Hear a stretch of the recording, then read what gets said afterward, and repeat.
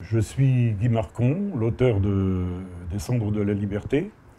Je suis marié, j'ai 2 filles. Je vis en Bretagne depuis 1995.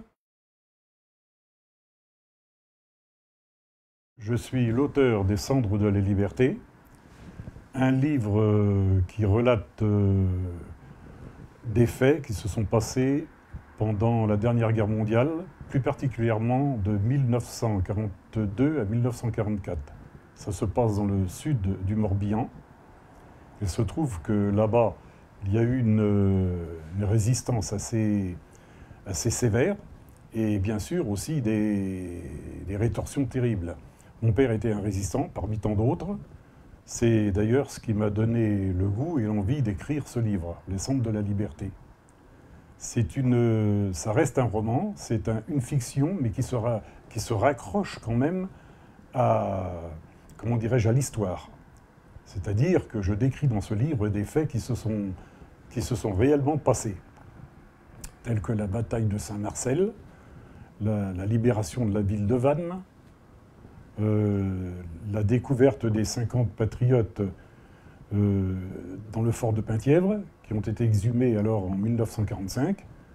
Tout ça, entre autres, hein, et puis bien sûr des combats sur les landes de Lanvaux, et bien d'autres choses encore.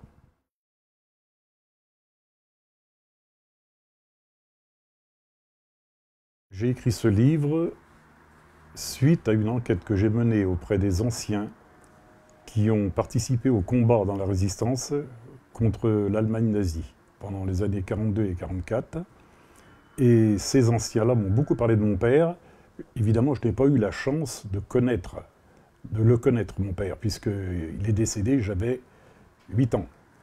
Et c'est par justement les anciens avec qui il a combattu que j'ai appris ses faits d'armes, en quelque sorte. Et ça m'a encouragé, ça m'a donné l'envie d'écrire.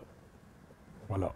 Et d'ailleurs, le personnage principal des Cendres de la Liberté s'appelle le Père Tranquille. En fait, c'est mon père.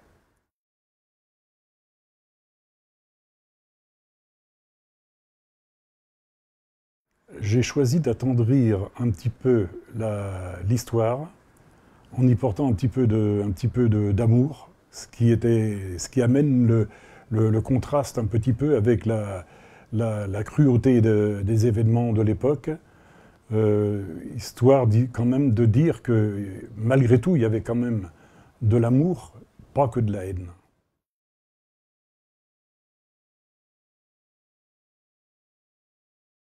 Je suis passé de la poésie au roman. La poésie, c'est très bien, j'en fais depuis tout jeune, mais le roman me permet aussi de décrire l'homme tel qu'il est, dans la réalité, dans sa manière d'agir et de vivre. C'est vrai que la poésie, c'est une belle fleur qui surgit au-dessus d'un marécage, mais ce n'est pas suffisant.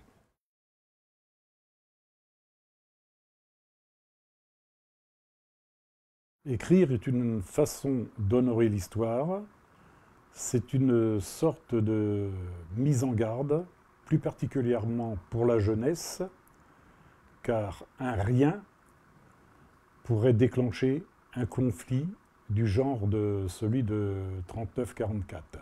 Les jeunes doivent prendre, eux en particulier, doivent prendre conscience de ça.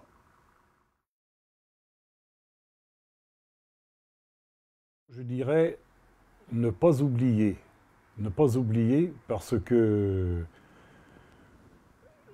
l'histoire ne parle pas assez du local, de ce qui s'est passé d'une manière locale.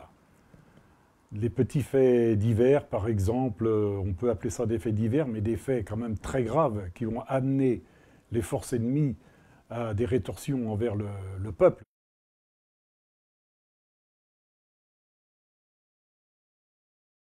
J'ai choisi de verser mes droits d'auteur à l'association Rennes Sendai, qui œuvre pour aider les victimes du grand tsunami qui a eu lieu là-bas, dans le nord-est du Japon. où il y a des dizaines de milliers d'êtres humains qui, à l'heure actuelle, sont vraiment dans une misère pas possible. Et l'association Ren Sandai est une association très sérieuse qui œuvre, qui travaille pour aider ces gens-là. Peut-on parler de l'avenir pour un grand gamin de 72 ans? Finalement, j'ai encore beaucoup de manuscrits à exhumer du fond des tiroirs, à secouer de leur poussière et de les remettre en route. J'ai entre autres beaucoup de nouvelles, 18 nouvelles qui comportent chacune à peu près 48, entre 48 et 50 pages. Tout ça est à mettre à jour.